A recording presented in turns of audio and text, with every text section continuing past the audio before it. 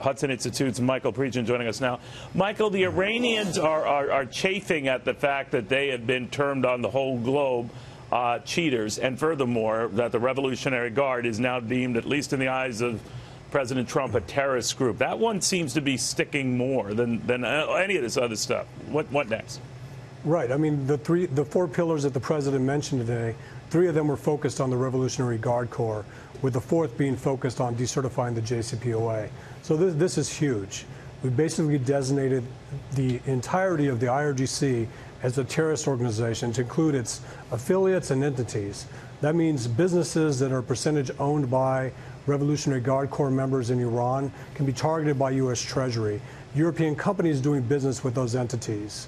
One interesting thing from Secretary Mnuchin, he said he actually warned American companies from doing business with Iran, and that would include Boeing. That would include Boeing working with Iran Air, who our intelligence analysts say is actually using their aircraft to move Iraqi and Afghan Shia as well as Revolutionary Guard Corps military personnel to Syria, which is a total violation of existing UN Security Council resolutions. And Boeing, of course, a big employer where I am now in Seattle, has denied that. But one of the things, Michael, that comes up with these sort of things is how far the administration can realistically go. From European capitals, and I'll be touching on this with our Rich Hetz of the State Department, they say the deal is okay the way it is. Don't go too far, Mr. President. We like it. We can make adjustments in certain parts, but abdicating it is a very, very dangerous precedent. What do you say? Well, I'd say that the Iran deal isn't the glue that kept Americans and its allies together. Our allies will always pick America's $18 trillion economy over Iran's $480 billion economy.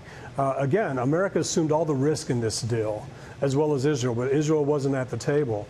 Our European allies saw an investment opportunity in an untapped market to do business, yet they haven't yet because they're worried whether or not their banks would actually be targeted by U.S. sanctions or U.S. Treasury for doing business with companies that have owners that belong to the Revolutionary Guard Corps. So this is huge. This gives us tools and levers in the Middle East. This reassures our regional allies.